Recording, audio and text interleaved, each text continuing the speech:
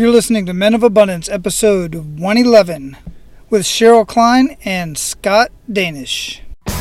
Welcome to Men of Abundance, the podcast for those looking to level up their lives by hanging out with some of the greatest leaders and established professionals in our community, living a life of integrity, honor, and the abundance mentality. Prepare to pay it forward with your host, former Army medic turned lifestyle entrepreneur, Wally Carmichael.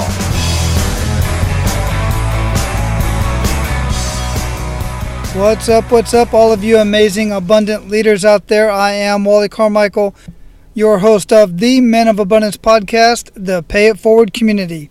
Today we're talking about something that is very important to me, and that is mental toughness. You know, I once read this, or I must have heard it somewhere, that a bunch of Fortune 500 executives were asked, what do you look for in potential new hires when you're doing job interviews? And one of the top responses was resilience. And I personally equate resilience with mental toughness. Now, there's no doubt about it that some people have more mental toughness than others. But why is that? Has it got something to do with their upbringing, maybe some events that they've gone through that others haven't gone through? Sure, that'll certainly make you tougher than the average person. And that's part of my background. But some people, you know, I don't want to say that they're sheltered or they're nurtured, but the fact of the matter is they have a different lifestyle and they may not be as mentally tough as other people. But it's extremely important to have mental toughness and to be resilient so that when tragic events occur in your life, you can cope with them better and you can react to them better and you can help other people get through them better. So it just makes sense, right? So how do you learn this? Well, in the Army, I was a master resiliency trainer. And there were something like 12 or 14 different modules that we had to run people through for all these different scenarios and different ways to learn how to deal with various events that occur every single day, whether in your personal life, at work. And it was extremely important to train the family members on the same resiliency training because they needed resiliency while their spouse was and their soldier was deployed to a dangerous environment. They definitely need to be resilient and have mental toughness. Well, that's what we're talking about today. We're talking with Cheryl and Scott today, and they have an amazing program that they've put together called the Zone Lab, where they are working with teens to help develop mental toughness.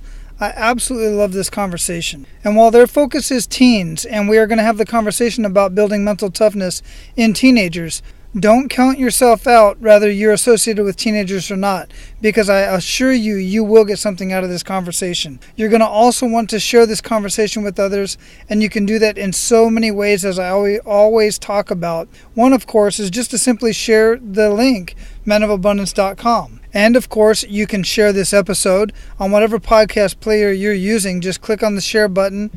You'll probably either see 3 little dots or 3 little lines on your app. That's a drop-down menu. And when you click on that, you'll have several options. One of them is to share this episode. So you can share this episode and this podcast from right there. You can share it in a message. You can share it on Facebook Messenger, share it on Twitter. However it is that you're comfortable, share Men of Abundance with everybody you come in contact with. That way more people can get on these conversations and get something out of it just like you are. Also, make sure you subscribe and leave a rating and review. That helps us out so much. I can't even explain how much that helps us out.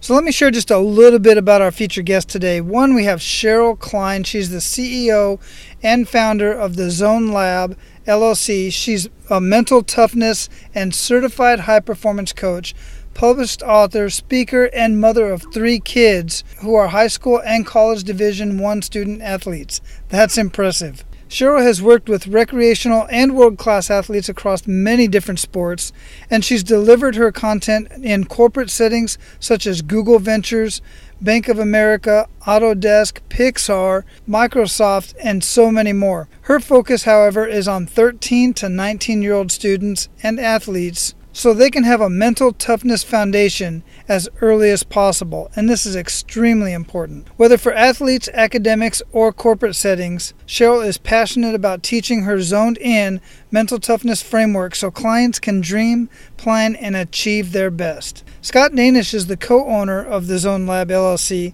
and president and co-owner of Bay Creative, a full-service business-to-business marketing, creative, branding agency in San Francisco. He brings his unique and entrepreneurial perspective to client development, marketing strategy, and business operations. Scott has more than 25 years of senior-level marketing experience in driving product, service, channel, and corporate marketing strategies in multiple industries. Prior to Bay Creative, Scott was a director of marketing at Cisco. In this capacity, Scott led a team of world-class marketers that delivered strategic, innovative, and integrated marketing campaigns, which resulted in more than $2.3 billion in Cisco services revenues from enterprise-level businesses and government agencies across the U.S. and Canada. Men of Abundance, it is my distinct honor to introduce you to Ms. Cheryl Klein and Mr. Scott Danish. Cheryl and Scott, welcome to Men of Abundance. I'm so excited to have you two here. How are you doing? Great, Wally. Thanks for having us on. I have been a podcast listener of yours for several months now, and I'm just thrilled to be on, and it's great to have Cheryl join me as well. Yeah, I'm really glad to be here as well. It seems like an honor to be on a podcast with such a title. I'm sure you don't let many of us on, so thank you.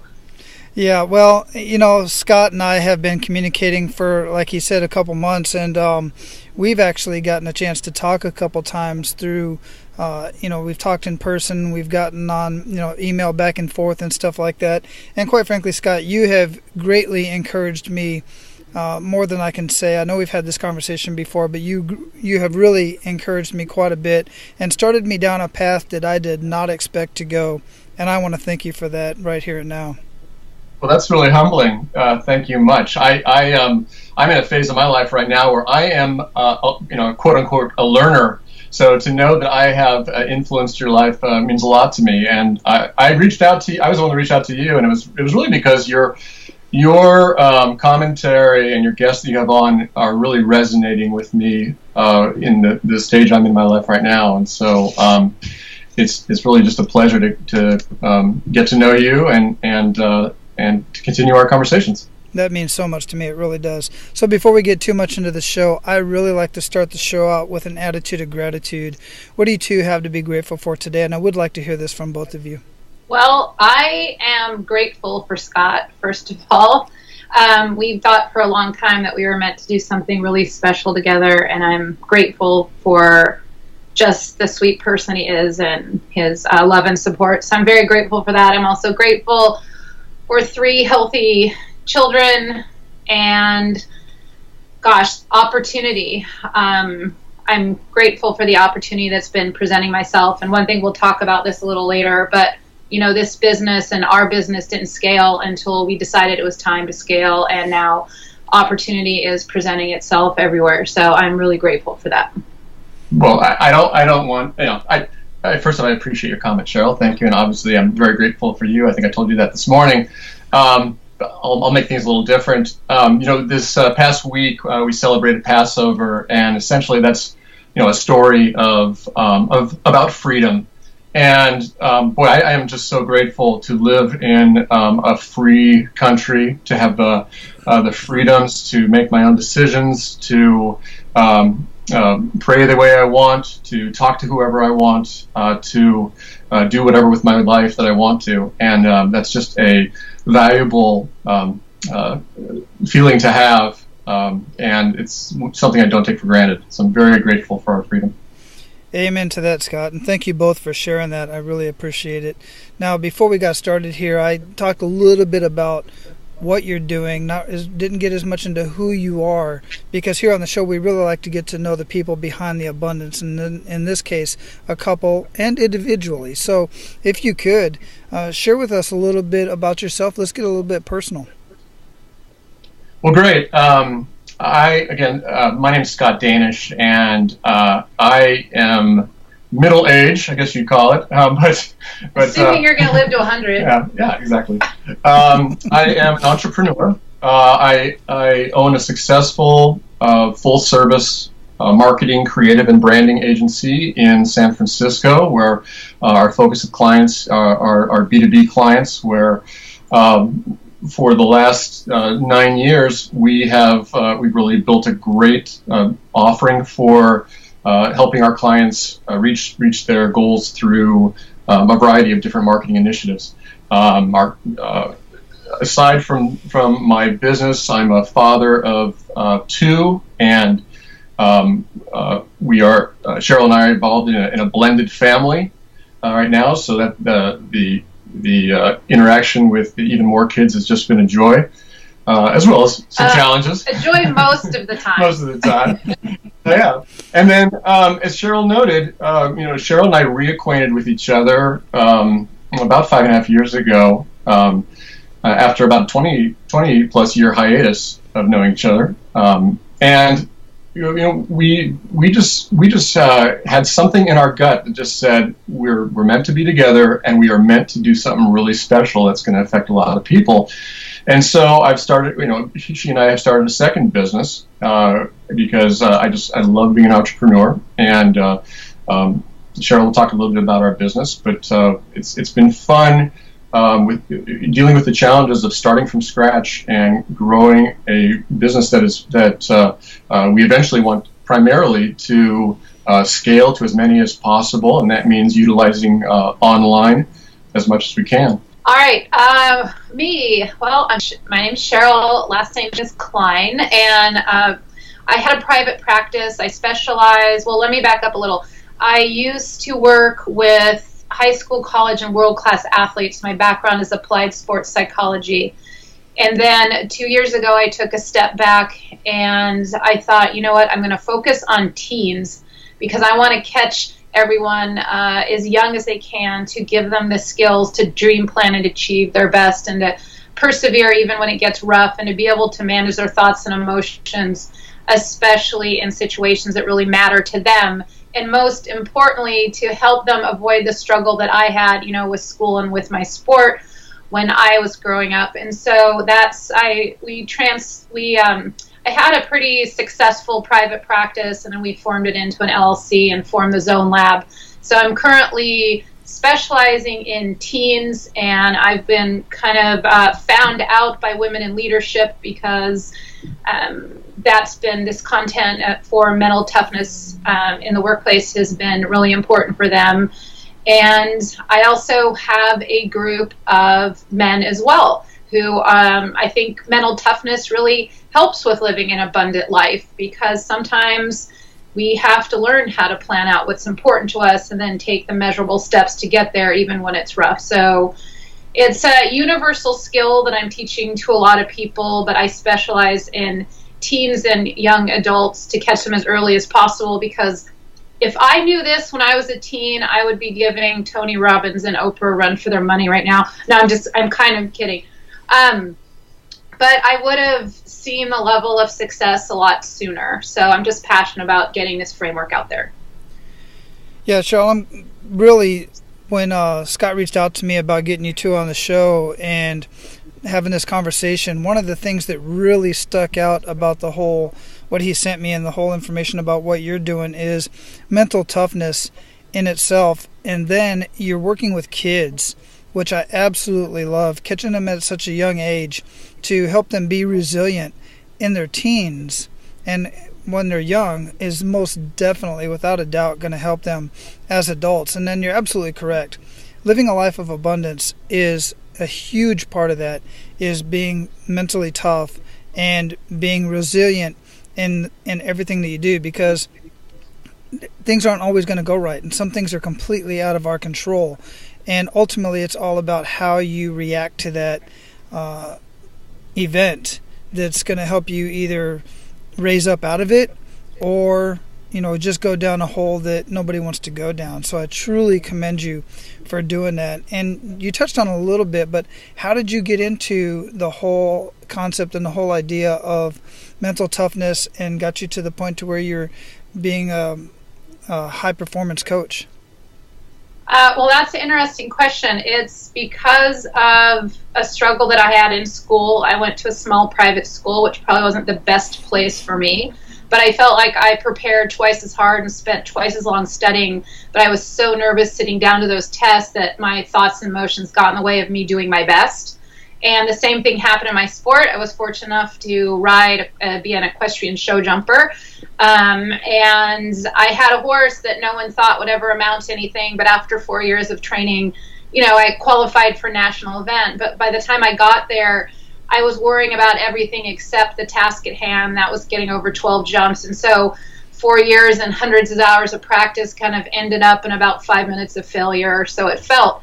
So because of my experience in my sport in school, I eventually went back to learn why world-class athletes can train their whole life and have it boiled down to a couple minutes, let's say in the Olympics for say, and they can manage their thoughts and emotions so well that they can do their best.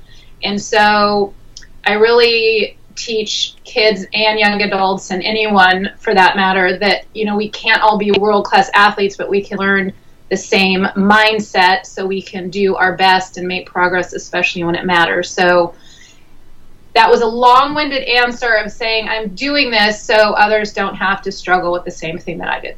Well, thanks for sharing that, and that's a very good point. And you bring up the fact that, as I've said multiple times, and it's been brought out on this show and many other conversations, is most great things come from some sort of adversity. Many great things come from some sort of adversity.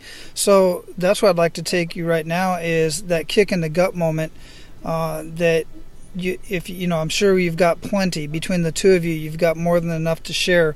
But I'd like for you to share that biggest kick in the gut moment that was on a personal level and really kind of make us feel that.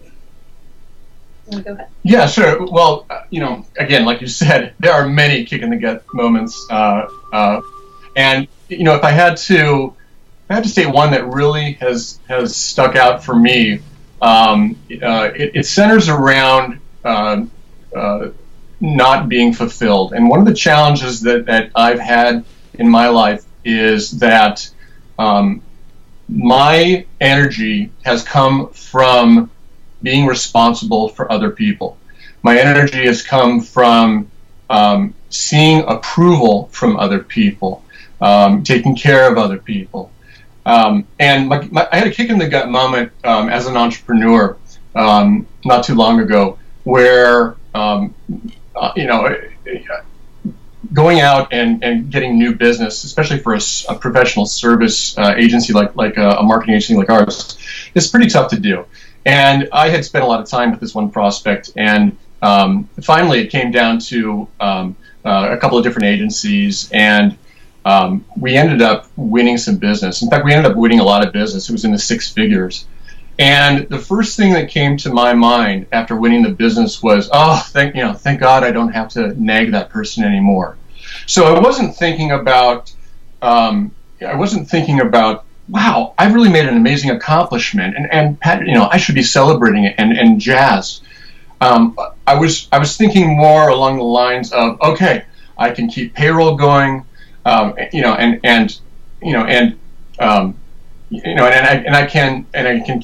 can keep the business afloat.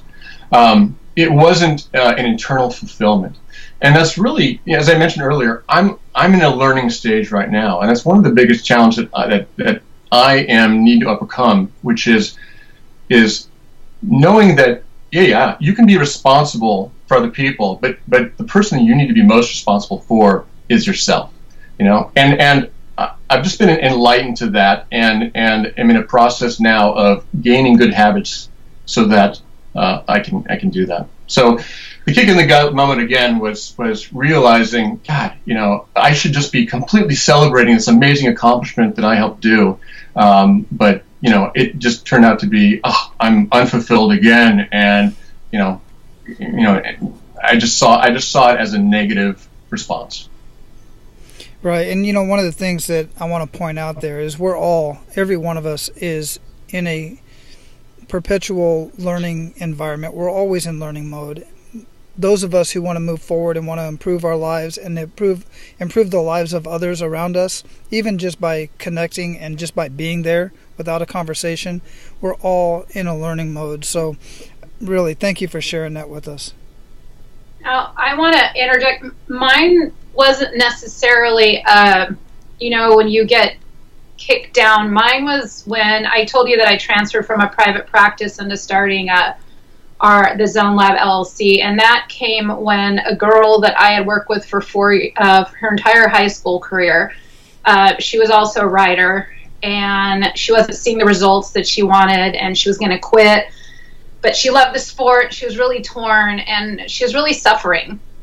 And at the end of the 4 years before she was heading off to college, she mailed me a card, and the card said, "Cheryl, thank you for working with me over the years." And she was going to ride, by the way, in college.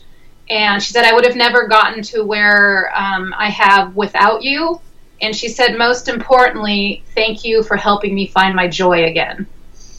So that was my kick in the gut to think, you know what? I work with a dozen kids at a time, but it's not good enough. Mm. There's more kids that deserve to have the joy in what they're doing in school or their sport or whatever their extracurricular was. And that's when I shut down my private practice, and we, hung our shingle for something bigger. And that's a big goal. That's, definitely something bigger. And I commend you for wanting to reach out and help more people, and specifically more kids in this case. And you're right. The fact of the matter is, we can't help everybody. We can't reach out to everybody. We can't reach everybody all the time. But with the technology that we have today and the tools that we have at our fingertips, heck, the tools we have on our cell phone allow us to reach out to so many more people. So how are you doing that? Since you left your private practice and now you're reaching out to more people, let's get a little bit more into what you're doing with your business, with the Zone Lab, and how are you reaching out? How are you able to reach more kids now than you were in your private practice? Well, I've been doing a lot of speaking, but also we're in I have a course called A Teen's Guide to Mental Toughness, which are being used by a couple volleyball clubs across the country. We're also in the process of producing a 7-day mental toughness challenge, as well as an evergreen product where kids will get content texted to them on a weekly basis. And the 7-day challenge, by the way, includes the parents. And so it's something that the parents and kids do together. And I think that is very important, because we were thinking about it the last time. I think we were in Mexico running on the beach. We're like, you know what, we need to create a high performance family, because kids were noticing, or something that I was noticing that kids were telling me, is that they were learning all of these skills on mental toughness, and they were changing all these habits, and they were finding their joy again, but their parents didn't seem very happy. And so that kind of sunk me back on my heels and made me think for a minute. And I'm like, that's when I went back and got certified. So I'm now certified as a certified high performance coach. So I work with adults as well. And I work with adults and kids separately, but we're creating a 7-day challenge for teens that will involve their parents as well. So that's what's in the work so far. We reach out to kids. We have a Facebook page. We're starting to gain a presence on Instagram. So in answer to your question, it's one-on-one group coaching, a online course, and creating now a platform for teens and parents to be mentally tough together. And let me expand on that a little bit, because it really, in order to have the mission that we have, and our mission, we have a specific mission to empower. Right now, to empower 10,000 teens with mental toughness skills so that they can dream and plan and achieve and do their best in whatever is important to them. So to have that lofty of a goal, we realize that we need to use online tools to scale. And one of the strategies that we're also taking is to reach out to influencers, key influencers that are connected to teens. Influencers like national sports camps, like national scholastic organizations, national religious organizations. We're reaching out to them, and essentially we're going to give our content over to them, and in doing so, we feel like they can help connect to the teen and broadcast it out to the teen, and there'll be opportunities for us to grow the business. The money will come in as we do that. But it's right now we're in a stage of really driving awareness, in informing people about how important it is for teens to be mentally tough, gaining our credibility, and then we'll be in a process of really driving revenue. But it's as you know, Wally, it's a process that takes some time to really get out there and make people aware of you, get people to trust you, and that you're going to provide them with valuable information. All that before you even say, hey, buy this from me. Absolutely, 100%. I think the biggest win is, and it's so abundant in your thinking, is that you're reaching out to the parents, because even if you were able to, like you were obviously able to help the child, once you bring the parent into the mix, then you're really taking it to a whole nother level. I mean, you've really taken it to a whole nother level when you get the family involved. And I absolutely love that. And what was the moment that you realized that you really had to do that and bring the parents on board? Well, I'll let Cheryl talk to hers, but my moment was a personal experience. I had some teens. At the time, I had teenagers, and one of my teens was going down a wrong path.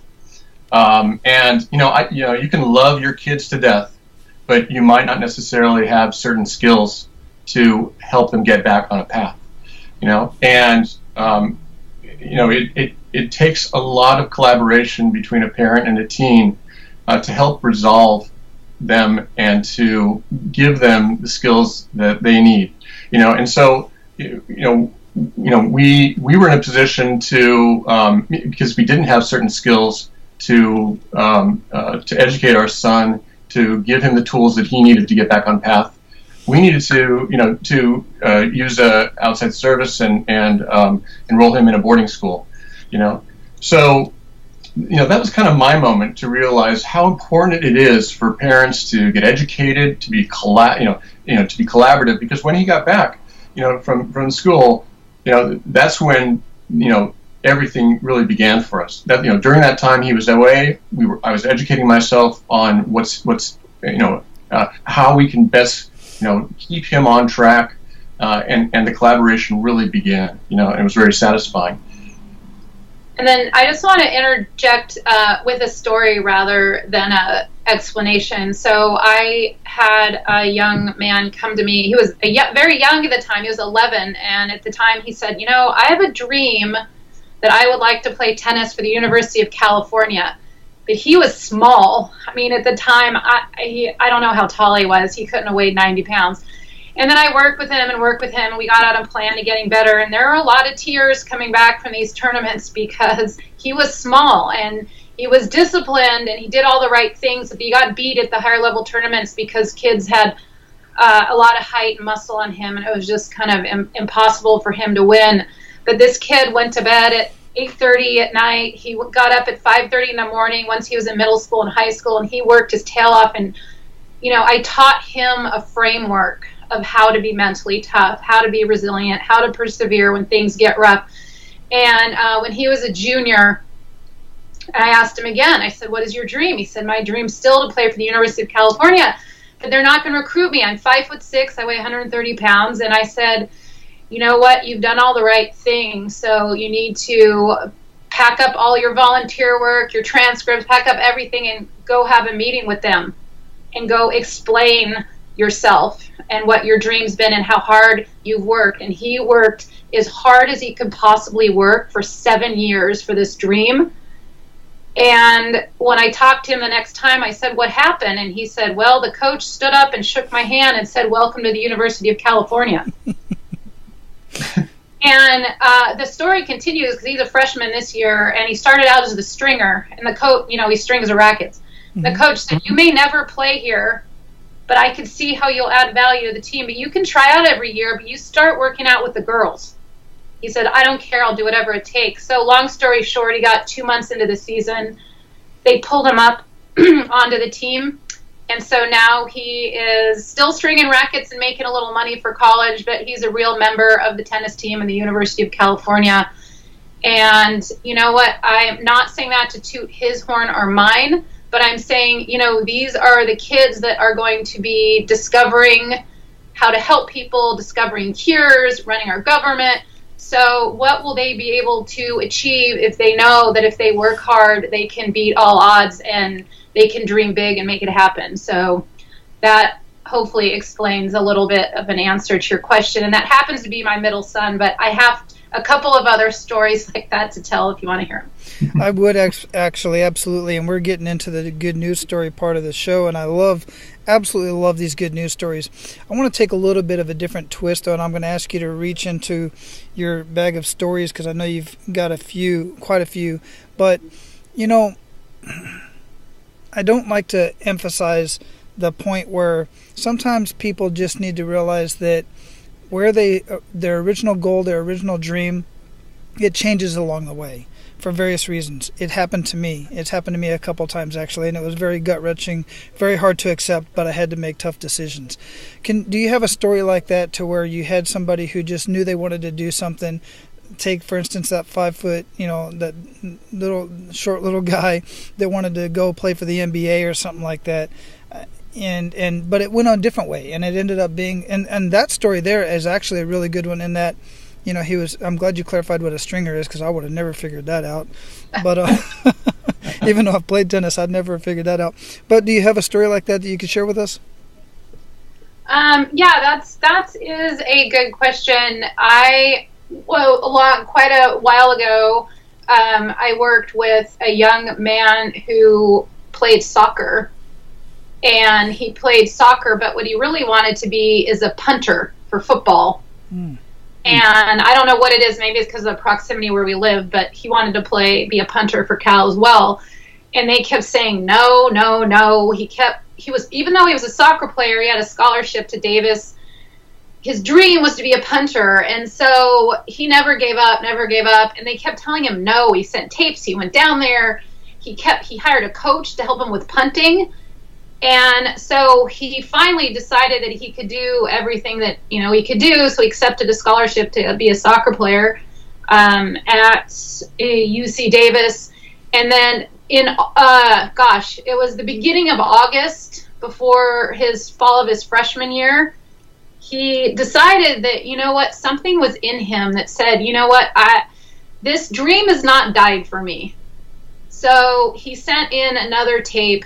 And he went down to talk to the coach again. And as maybe chance or luck or perseverance or something would have it, they had 2 punters get injured early on.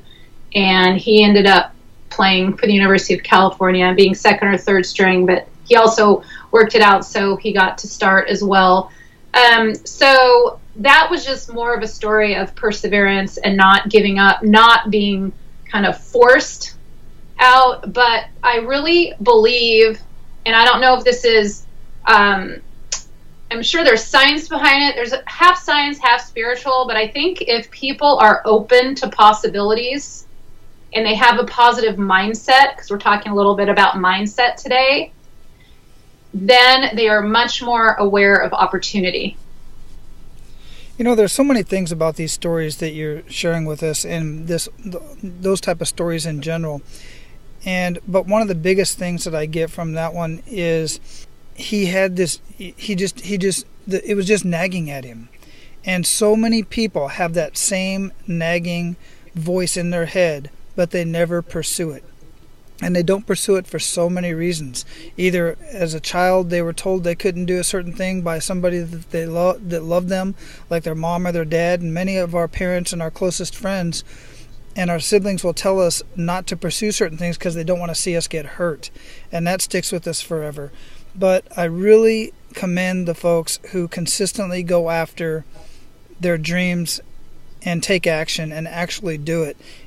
I just can't say enough about those. I'm a sucker for all of those stories. Whether they make it or not, at least they went after it. They tried. They figured out that, this is what I truly wanted to do, because that was my situation. It was something that I really, really wanted to do. And while I was in the middle of it, I just realized it wasn't what I expected of it. And I tried it. I got it out of my system, and I moved on and did something else. So thanks for sharing that. Yeah, no worries. So we're at the point in the show where we're going to pay it forward. You ready to do that? We're ready. Awesome.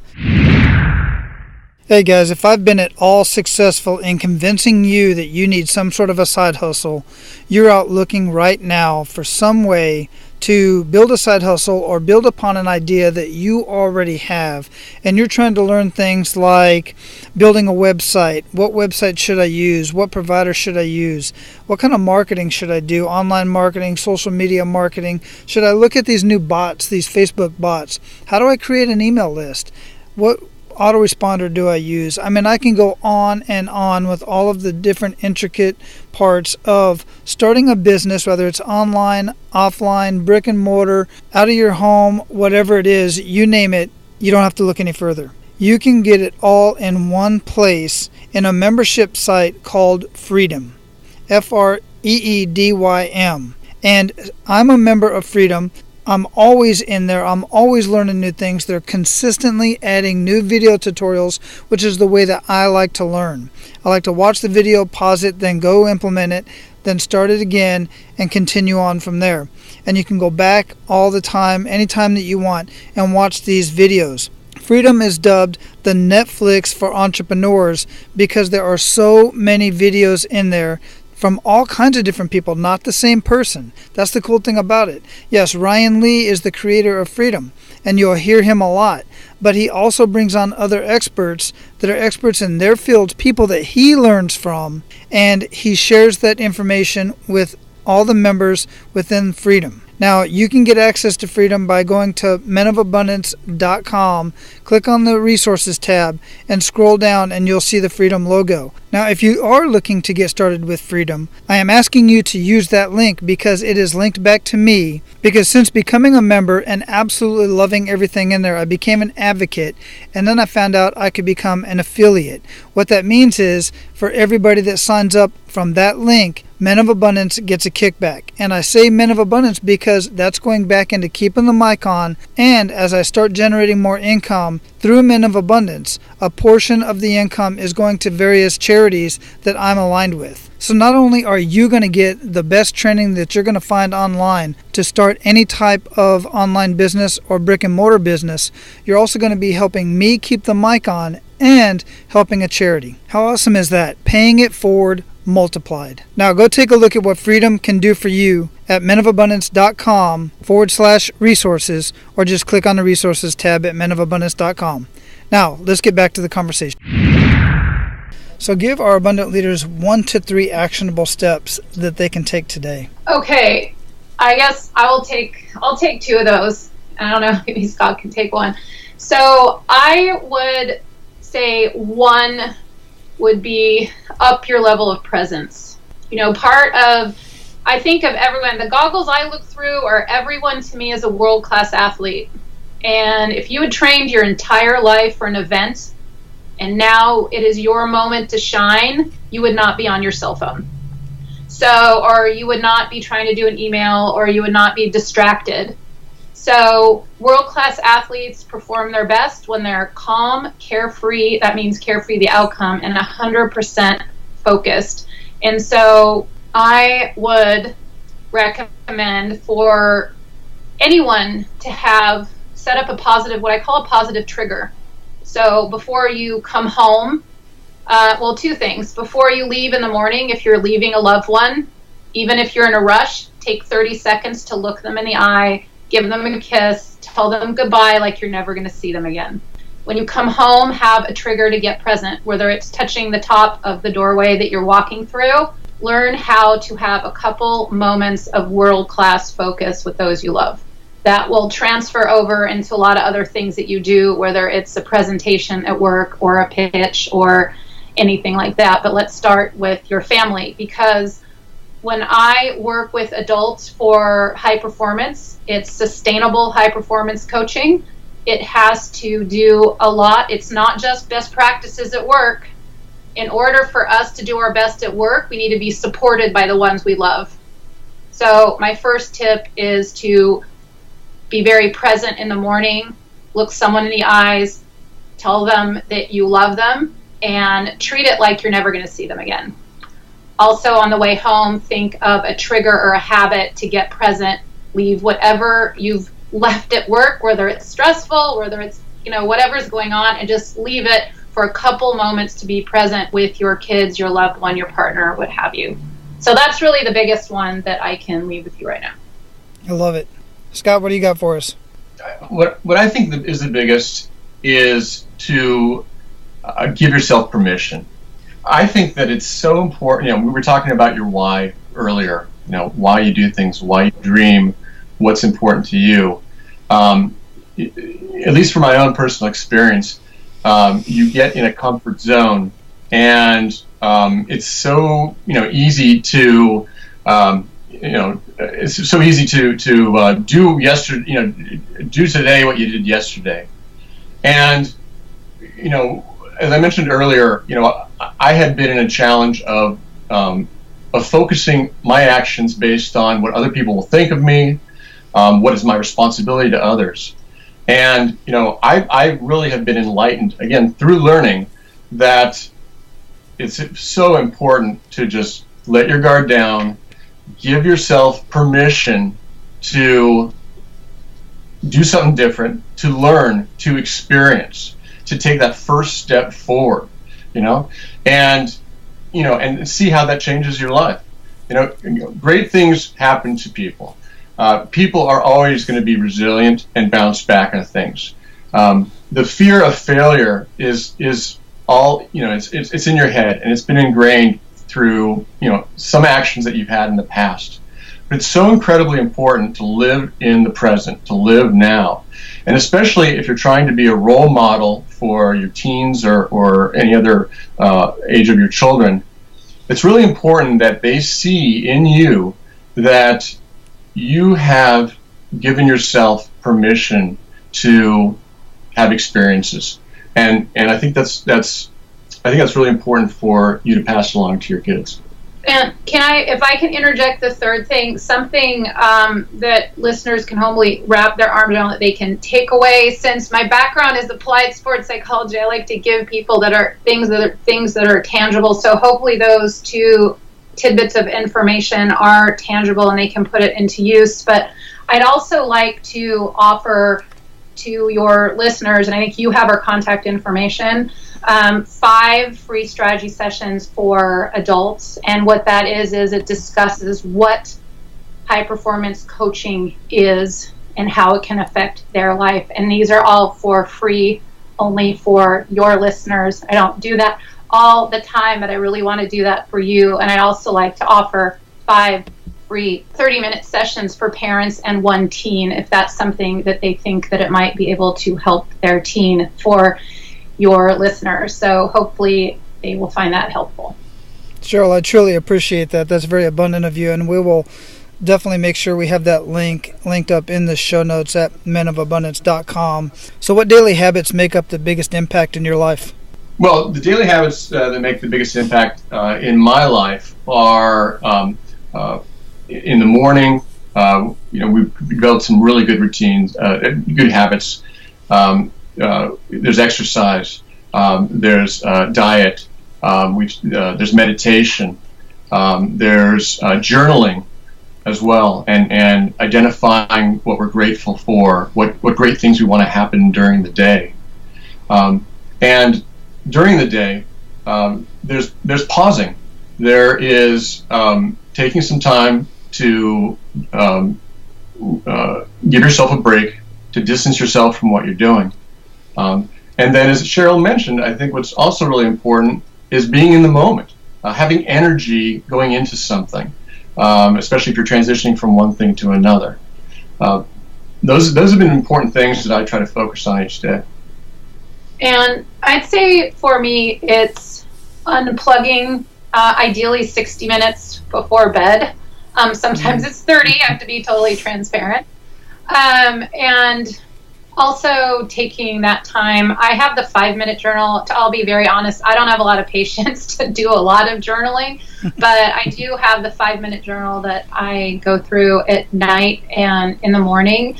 And the other thing in the morning, I do some of the same things that Scott does, but one thing that he didn't say that I do that I find extremely helpful is to set an intention for the day. a lot of times our attitude, our outlook is based on things that we create in our head. So I really set an intention for progress. I set an intention for being happy. So I set intentions in the morning of how I want to go through my day and what is most important to me for that day. So setting intentions, they're very important for accelerating progress when it comes to academics, athletics, or work. But they also can be very transformational for setting them every morning for how you want to go about your day. I love that, setting intentions. That's a new one to me. I hadn't heard that one before, but it certainly makes sense. And I guess I kind of do that when I'm doing my attitude, being grateful in the morning, and I write that down. I find when I journal, I'm so much more productive when I'm journaling regularly. I think it's individualistic, right? I think that what's important is that you take a step and try it. And journaling can mean, like you said, being very articulate and writing down everything that went on during the day, or it can be as simple as just writing 3 words to start with, and having those 3 words, thinking about those 3 words during the day. But what's important is just give it a try. Yeah, and if I can interject one thing that I've actually learned quite recently that has been amazing for me, and it's also been super transformational for the teens that I work with. When we're talking about gratitude, it's important to write down something that's important to you, that's really a dream of yours, very important to you, but you haven't yet achieved it yet, and express gratitude for that. So, for example, I work with a young man who's a soccer player. He wrote down in his journal a couple things that he was grateful for, that he could afford to play soccer, that it was sunny outside, and then he wrote down that he had great gratitude for being able to do a scissor kick and get a goal in. He's like, I'll never be able to do that, but that's awesome. And he wrote that down for a couple weeks, and then he met with me on the 3rd week. He's like, you're not going to guess what happened. And guess what he did? So one challenge I'd like to propose to your listeners is when they're thinking about, or more importantly, writing down items of gratitude, be sure to include a big dream that's important that you want to see happen that hasn't quite happened yet. Excellent. I love that. What are you reading or listening to right now that you would recommend to our men of abundance, and why? Well, I'm reading 2 books right now. The first book is called Pause, and it's written by Rachel O'Meara, and it deals with her. She was a Google executive, went through a stage of some poor performance reviews, and as much as she changed her method at work, she continued to get poor reviews and wasn't making progress. And what became clear to her is that she needed to take a break from the stresses that she had in her life, the situations at work, in her relationships, and she took a pause. She took a 3-month break to really, step out of her own world and gain some new experiences, and disconnect from social media, disconnect from her cell phone, and get in touch with what is really important with her. And as the book goes along, she then provides steps along the way of how the reader can successfully do their own pause, which once again is very individualistic of what is best for them. The other book I'm reading is, and I don't know if you've read it, Wally, is Tim Ferriss's Tools of Titans, where Tim Ferriss, one of the smartest guys I've heard, is interviews celebrities and educational pundits and government. Universal high performers.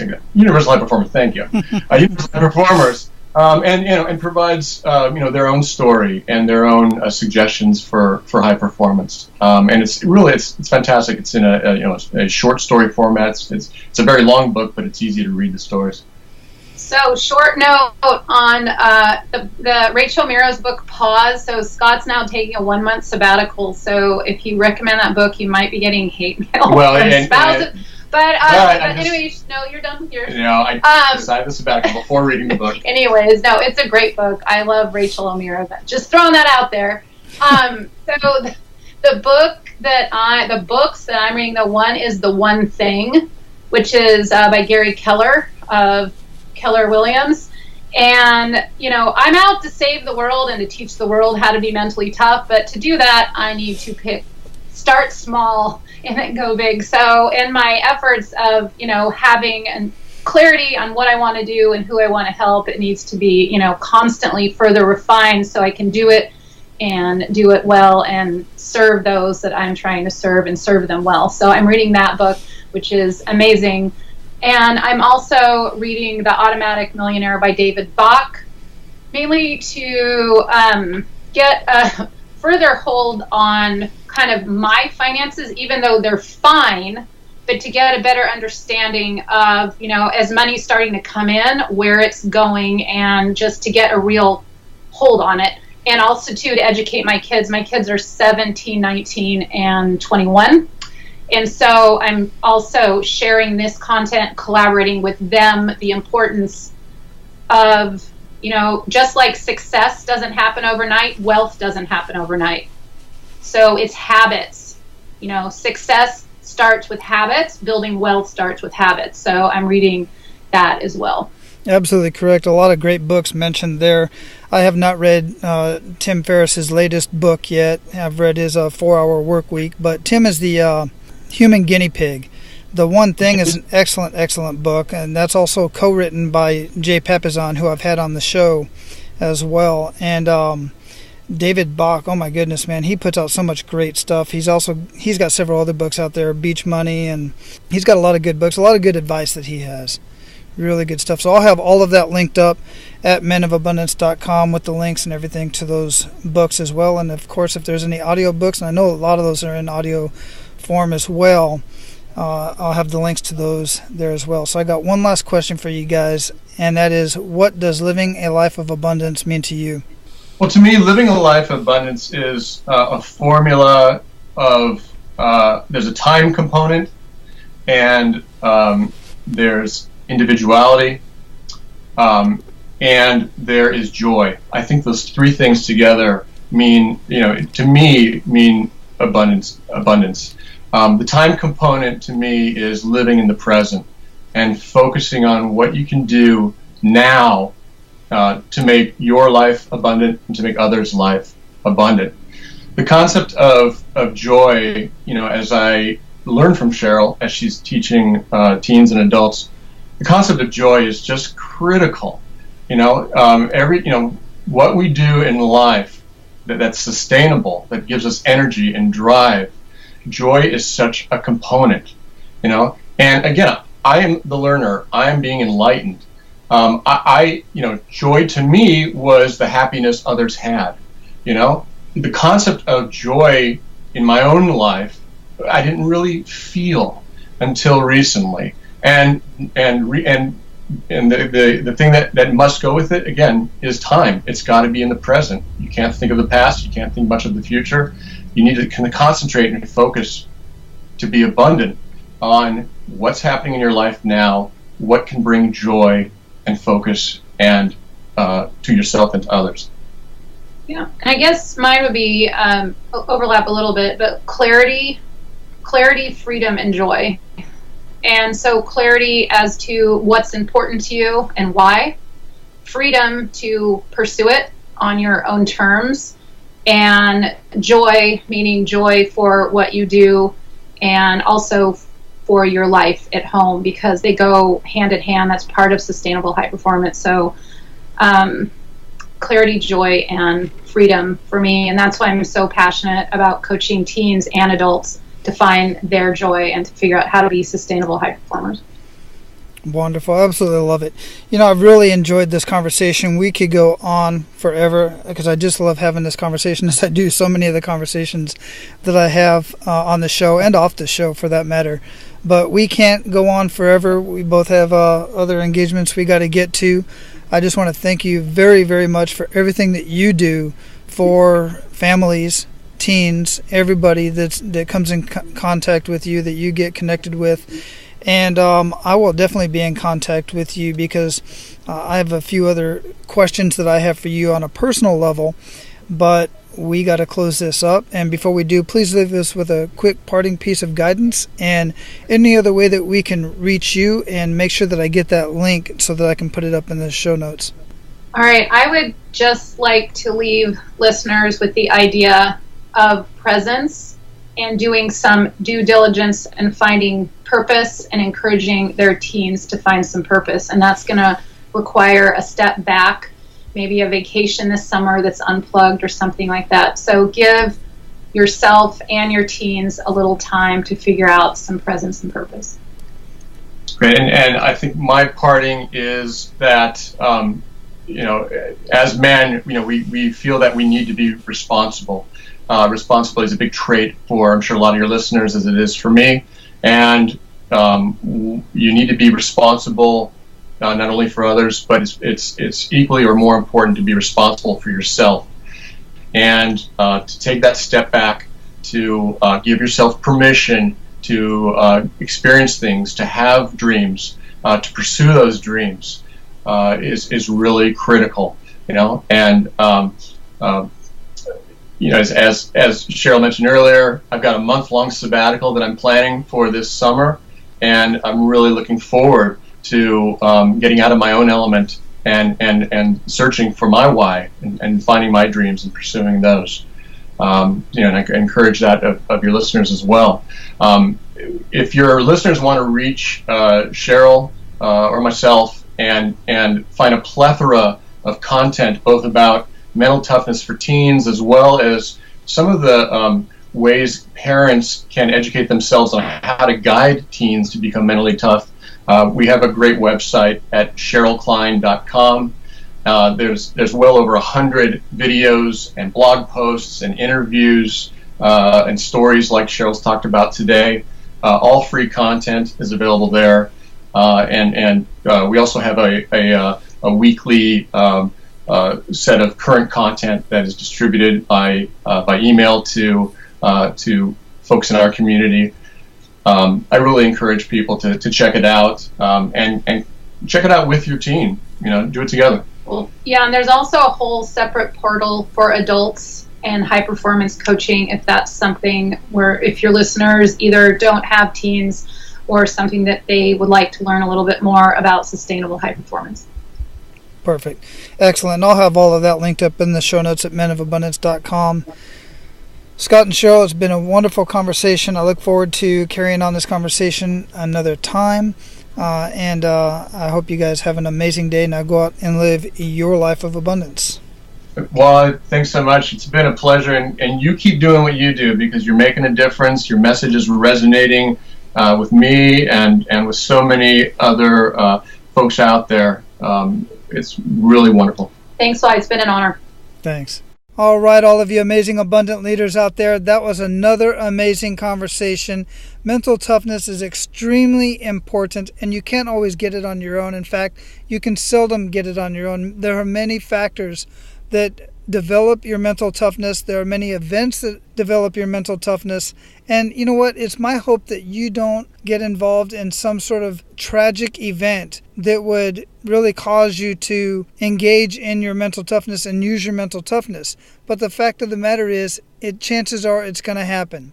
So I want you to be ready for that. People who are mentally tough bounce back much quicker. They react to different situations with much calmer demeanor, and they can further help other people in times of crisis. So develop your mental toughness. Figure out how to do that. If you need to get a coach, get a coach. Now, go out and live your life of abundance, and make sure to pay it forward. That's all for today, Abundance Leaders. For more about our guests and the powerful information we shared with you today, be sure to sign up for our mailing list at menofabundance.com. We appreciate your time and look forward to hanging out with you on our next episode. So until then, be sure to pay it forward and live your life of abundance.